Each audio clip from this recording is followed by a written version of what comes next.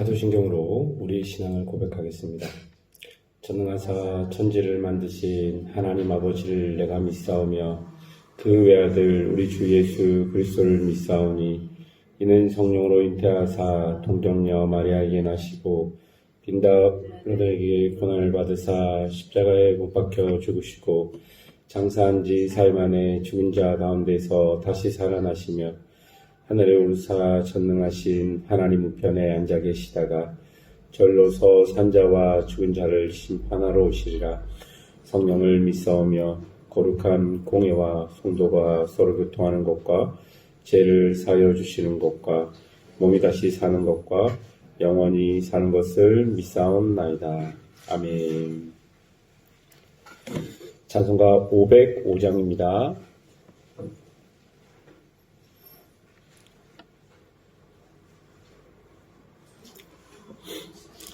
찬송 505장입니다. 온 세상 위하여 나 복음 전하리 만 백성 모두 나와서 주 말씀 들으라. 죄 중에 빠져서 헤매는 자들아 주님의 음성 듣고서 너 구원 받으라. 원하고 기도해 매일 증인 되리라. 세상 모든 사람 다 듣고 그 사랑 알도록 온 세상 위하여 이 복음 전하리. 저죄인 회개하고서 주 예수 믿으라. 이 세상 구하려 주 돌아가신 것 나 증거하지 않으면 그 사랑 모르리. 전하고 기도해 매일 증인 되리라. 세상 모든 사람 다 듣고 그 사랑 알도록 온 세상 위하여 주의 임하니 주 예수 이름 힘입어 이 복음 전하자. 난 곳에 나가서 전하지 못해도 나 어느 곳에 있든지 늘 기도 힘쓰리. 전하고 기도해 매일 증인 되리라. 세상 모든 사람 다 듣고 그 사랑 알도록. 아멘. 오늘 우리에게 주시는 하나님의 말씀은 사도행전 7장 54절에서 8장 8절까지의 말씀입니다. 사도행전 7장 54절부터 8장 8절까지의 말씀 한 절씩 교독하시고 마지막 절 함께 읽겠습니다. 54절 제가 먼저 읽습니다. 그들이 이 말을 듣고 마음에 찔려 그를 향하여 이를 갈거늘 성령이 충만하여 하늘을 우러러 주목하여 하나님의 영광 및 예수께서 하나님 우편에 서신 것을 보고 말하되 보라 하늘이 열리고 인자가 하나님 우편에 서신 것을 보노라 한데 그들이 큰 소리를 지르고 귀를 막고 일제히 그에게 달려들어 성 밖으로 내치고 돌로 칠세 증인들이 옷을 벗어 사울이라 하는 청년 발 앞에 두니라. 이 돌로 스데반을 치니 스데반이 부르짖어 이르되 주 예수여 내 영혼을 받으소서 하고 무릎을 꿇고 크게 불러 이르되 주여 이 죄를 그들에게 돌리지 마옵소서. 이 말을 하고 자니라. 죽임 마땅히 여기더라.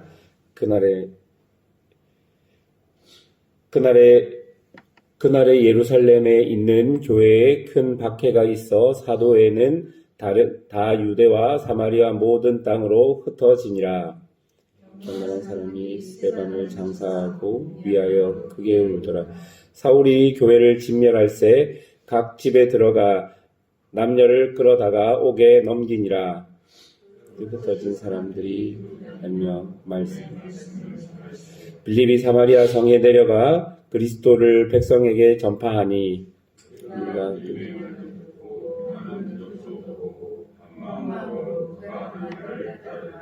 많은 사람에게 붙어온 더러운 귀신들이 크게 소리를 지르며 나가고 또 많은 중풍병자와 못 걷는 사람이 나으니 그 성에 큰 기쁨이 있더라. 아멘. 스데반의 설교를 듣고 거기에 모인 공의의 모든 사람들, 즉 바리새인들을 포함한 종교 지도자들이 마음에 화가 일어나고 그로 인해서 이를 간다라고 성경은 표현합니다. 언제 돌을 들어 죽여도 죽일 수 있는 상황이 된 것입니다. 그런데 이때 스데반 집사의 모습은 어떨까요? 55절을 보니까 스데반이 성령 충만하여 하늘을 우러러 주목하여 하나님의 영광과 및 예수께서 하나님 우편에 서신 것을 보고 라고 기록합니다. 자신을 죽이려고 하는 사람들 앞에서 성령이 충만한 모습으로 주를 보고 있었습니다. 여러분, 왜 예수께서 보좌 우편에 서 있다라고 표현되어 있을까요? 지금 스데반이 설교하고 있는 것은 공의의 사람들이 모인 곳입니다. 그들은 지금 스데반이 하나님을 모독했다는 거짓 증언에 의해서 스데반을 죽이려고 하고 있는 것이죠. 그런데 스데반이 본 장면은 예수님께서 보좌 우편에 서 계신 모습입니다.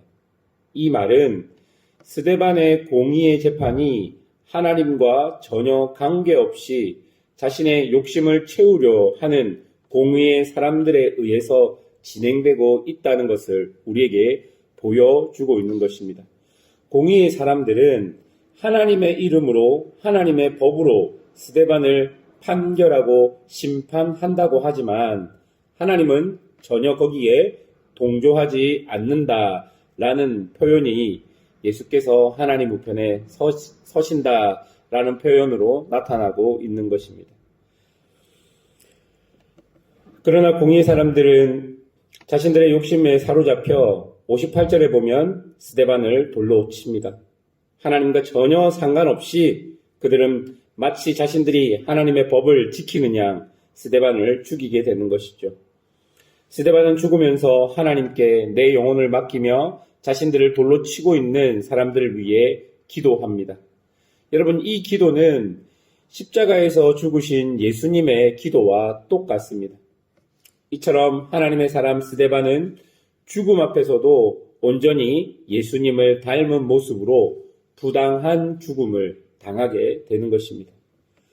한편으로 생각해 보자면 하나님께서 직접적으로 개입하셔서 스데반을 살리시고 오만하고 교만한 공의의 사람들을 벌하면 좋았을 것이다 라는 생각이 들기도 합니다. 그런데 하나님은 이번에도 예수님이 십자가에 못 박히실 때처럼 침묵하시는 것처럼 보입니다. 하지만 여러분, 겉으로 보이는 것은 하나님께서 침묵하는 것 같이 보이지만 오늘 성경을 보면 스데반 집사가 죽는 과정에서 한 사람을 보여주고 있습니다. 58절에 보십시오. 사람들이 사울이라는 청년 발 앞에 옷을 두었다라고 기록합니다. 이것은 그 스데반의 죽음에 책임 있는 사람이 사울이라는 것을 우리에게 보여줍니다. 또한 8장 1절에 보면 사울은 스데반이 죽임 당하는 것을 마땅히 여기더라라고 말합니다. 여기에 처음 등장한 사울은 복음 때문에 사람을 죽이는 사람이었습니다. 그런데 나중에 그 사람은 죽이는 사람에서 죽는 사람으로 바뀌어서 복음 전도자가 되는 것입니다. 여러분, 우리 안에 일어나는 슬프고 힘든 일들, 지금은 당장 해석되지 않는 많은 일들이 존재합니다. 그런데 이런 일들이 나중에 어떻게 하나님의 계획과 섭리 속에서 만들어지고 해석될지 우리는 절대로 지금은 알 수 없는 것입니다.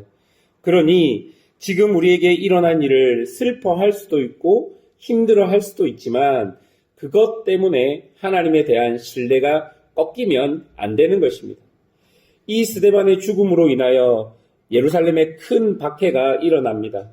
얼마나 큰 박해였는지 사도 외에는 다 유다와 사마리아 땅으로 피신할 수밖에 없었다라고 기록합니다. 그런데 이런 상황에서 4절을 보십시오. 4절에 보니까 그 흩어진 사람들이 두루다니며 복음의 말씀을 전할세라고 기록합니다. 여러분, 어떻게 이런 일이 일어날 수 있습니까? 여러분, 이것이 바로 복음의 능력입니다. 많은 사람들이 한국 교회가 타락했고 그 속에 복음이 없다라고 말하는 사람들이 있습니다. 또한 그렇기 때문에 교회를 떠나서 혼자 신앙생활을 하겠다라고 말하는 사람들이 있습니다. 교회 전체가 타락했다라고 말하기도 합니다. 그런데 여러분, 그런 교회를 통해서도 복음의 역사들이 여전히 일어나고 있는 것이죠. 왜냐하면 그 속에 경건한 사람들이 복음을 지키며 영혼을 살리는 일들에 실제적으로 헌신되어 있고 그 사람들을 통해 복음의 능력이 일어나기 때문입니다. 내 마음에 들지 않는 일이 일어났다고, 여러분, 핍박과 박해가 있다고 언제까지 멈추고 언제까지 숨어 있겠습니까? 교회의 생명은 교회가 해야 할 일인 영혼을 살피고 그 영혼에게 복음의 생명력을 전달하기 시작할 때, 그때 비로소 교회의 생명은 다시 살아나게 되는 것입니다.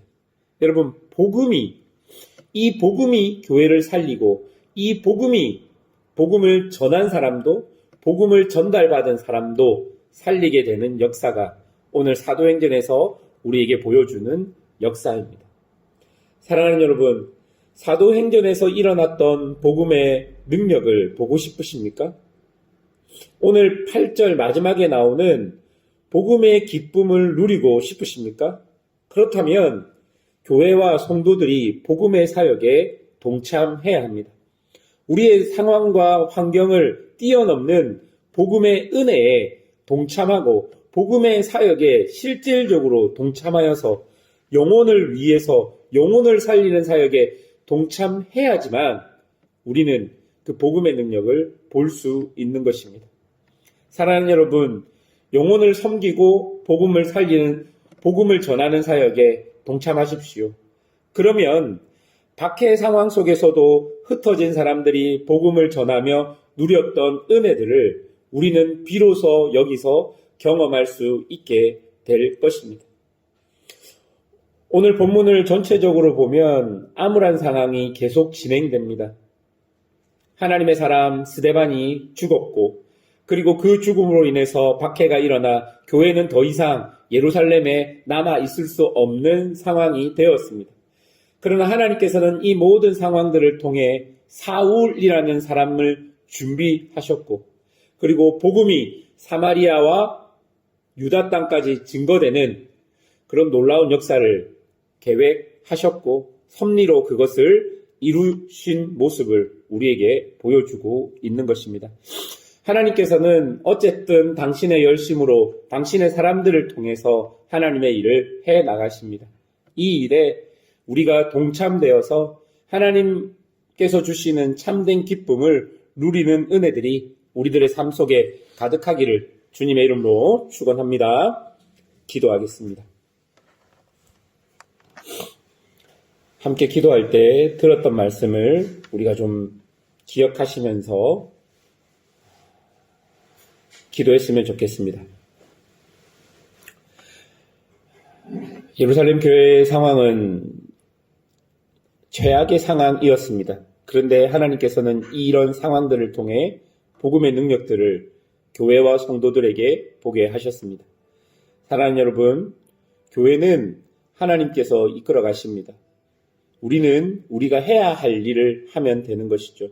교회는 복음의 능력을 믿고 말씀이 우리에게 가라는 대로 가면 되는 것입니다. 사랑하는 여러분 자신을 위해 좀 기도할 때 복음의 사역에 동참하기를 원한다. 내가 준비되어서 복음의 능력 가운데 내가 있기를 원한다라고 여러분 자신을 위해서 좀 기도했으면 좋겠습니다. 교회를 위해서도 기도해 주십시오. 교회가 어쨌든 교회가 상황이 좋든 안 좋든 교회는 복음을 향해 달려가야 합니다. 교회는 복음 때문에 살아나는 영혼이 있어야 되고 복음 때문에 변화되는 영혼이 있어야 합니다. 하나님, 우리 교회가 이런 복음의 능력들을 보기 원한다고 하나님께 기도했으면 좋겠습니다. 우리 사랑하는 자녀들을 위해서도 기도할 때 마찬가지입니다. 우리 아이들이 이 무속당에 있는 동안 예수 그리스도를 인격적으로 만나서 복음의 능력들이 그 안에 자리 잡게 해달라고 그렇게 기도했으면 좋겠습니다. 그리고 이제 5월 17일 날 있을 찬양 콘서트와 그 이후에 있을 교회 일정들을 위해 기도해 주십시오. 그리고 특별히 이 땅과 그리고 전 세계에 있는 많은 선생님들을 위해서 기도해 주셨으면 좋겠습니다. 이런 기도 제목을 가지고 함께 주님 앞에